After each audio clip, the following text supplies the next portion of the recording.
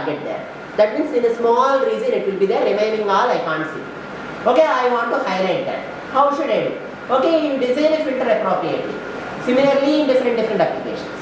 Okay, so this is one of the very key idea that is not just used in image processing and computer vision. This is the in fact the the life of convolutional neural networks. Okay, so convolutional neural networks, which is very famous or well known as deep learning method, okay, uses convolution operation as its feature extractor. Okay, so and however the difference is there here we are specifying the filter, there we are learning the filter. That is only the difference. Okay, so fine. So now what is convolution operation? Those who are familiar with signal processing, we need not discuss much on it. Essentially you have a filter, okay, you put on an image patch, okay, and then you element wise multiply and replace this value at the middle. Right? This is convolution operation. Okay, can you relate this to correlation operation? Any of you know about correlation? Heard about correlation? Yeah. So what does correlation give? What is the difference between convolution and a correlation? Yeah, you can feel free to question or answer also. Correlation, what it does give? Similarity, very good. Correlation highlights the similarity. Wherever the similarities are much higher, it will give a high value.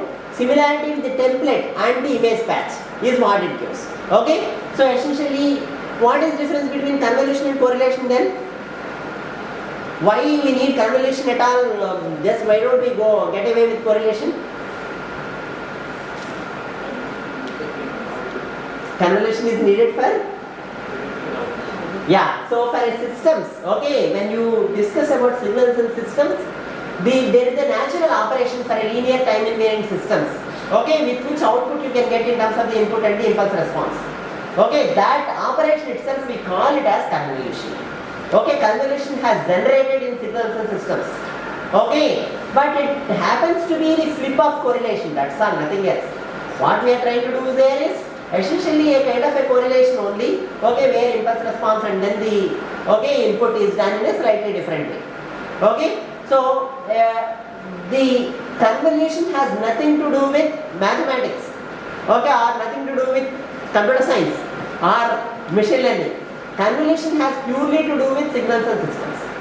Correlation has emanated from mathematics itself. Okay, where you find the similarity and then wherever you want to find similarity. It is widely used in image processing, signal processing and so on. Of course, also in machine learning, some of the methods of machine learning. Okay, fine. So, but both are essentially same if this kernel or filter is symmetric. Okay, fine. So, I just want, here is another example wherein convolution is, see if a car is moving, if I take a snap with a camera, what will happen there? Essentially, I will be having each exposure time. Okay, instead of looking at one pixel, it looks at 5 pixels, averages and puts a value here. Essentially, it is doing a correlation with a kernel of this 1 by 5, 1 by 5, 1 by 5 and puts a value here. Okay, for this it will be doing a correlation or convolution and putting a value here. So, the natural process of acquiring image itself introduces a convolution here. Okay, so the problem here of deep learning is, given a already convolved image, how do I get a deconvolved image? Okay, such will be the deconvolved image means I want to do a inverse filter or a filter that does inverse operation to this convolution filter. Okay, so what I would like to try to bring in here is many of the operations in computer vision, okay, or image processing, either naturally acquired or in processing, are essentially posed as convolution operations. Okay, and the kernel of this convolution is usually designed to highlight the features that we want to extract. Okay, these are the 2 points. Of course, computer vision has many branches, and then as I mentioned, in computer vision the main objective is to make inference. So if I want to know how many razors are here, what should I know? I should know actually where are the razor like shapes. Okay, if I want to do, if I give a template of razor, okay, edges, and then if I ask you to identify, you need to make similarity or correlation everywhere. In some places you may need to rotate. Okay, in fact in all places we don't know if there is a rotation or not. Okay, you have to do it for template. You have to scale across scales.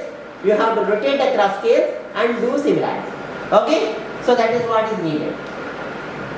And the conventional methods focus on where the information is. See, instead of, if I want to make a panoramic view, assume that there is one image taken like this, another image taken like this. I want to make a panoramic view. How do I make? I need to understand some common points, common regions, and then blend. How do I get common points or regions? The points where the information is completely different from neighborhood. Okay, those are called key points or interest points. Like as I mentioned before, if I want corner points are the key points. If you want to extract corner points, we design a filter of that sort and convert. After extracting corner points here and here, okay, we can do whatever transformation we do. So these are some of the conventional computer vision methods. This is what I have mentioned. Okay, Vaira-Jones face detection. Okay, it designs filters like this. In fact, it proposes many filters. These two are the key filters which will extract the face region. The very well-known features in image processing are based on edges. In fact, based on angle of edges. See which features are good. Say for example, now the convolutional networks are neural networks. Okay, does the kind of feature extraction in between. Okay, we will not really see what features they extract. But if I want to characterize which features are better, how do I tell? The features which are not variant to object variations, scale variations, view variations, okay, such features are good. That means features which are good across geometric variations of the objects are good, in the sense that a person, whether he is far or near, say if I want to make automated attendance here, okay, so the persons across either in first bench or last bench has to be, or last also has to be recognized. So across different scales, across different viewpoint, okay, some students doesn't even turn up their face in the class, okay, except for few minutes. Okay, like we want to identify the object across different view variations, okay, or different scales and so on. These are called different geometric variations. And the intensity will not be uniform all the time. Sometimes current may be there or light may be there, sometimes it may not be there. Okay, dark, maybe very bright. Okay, so across different intensity variations. So how do we get the which features are good to are usually characterized are as those who have invariant to geometric and photometric variations. Okay, so which are such features? Usually shape based features are such, in sense that, for example, if I want to classify a person versus a chair, how do we do? Okay, chair has all kind of horizontal edges, vertical edges and so on uniformly. A person has a more vertical edge. Okay, vertical edge or horizontal edge, how do I tell? Based on the angle of edges. Okay, so essentially the features very well known in computer vision are histogram of orientation gradients. Orientation gradients essentially are edges. Orientation of gradients are angles. Okay, and then histogram of them. Histogram usually is done for what? Is done to assimilate the information. Okay, histogram means, in an image, histogram means for each intensity how many such pixels are there. Okay, 50. How many pixels of 50 intensity are there? That is histogram. Similarly here, how many angles, in this neighborhood, how many pixels have an angle of 45? Okay, that is high means histogram will have a high value. Okay, you can see the dominant angle if I sketch, that means the angle having more count. Okay, if I sketch it will be like that. It gives a depiction of a person or an object. Essentially these are known as histogram of orientation gradients or HOG. Those who want to make a blend of computer vision and deep learning, okay, essentially need to know about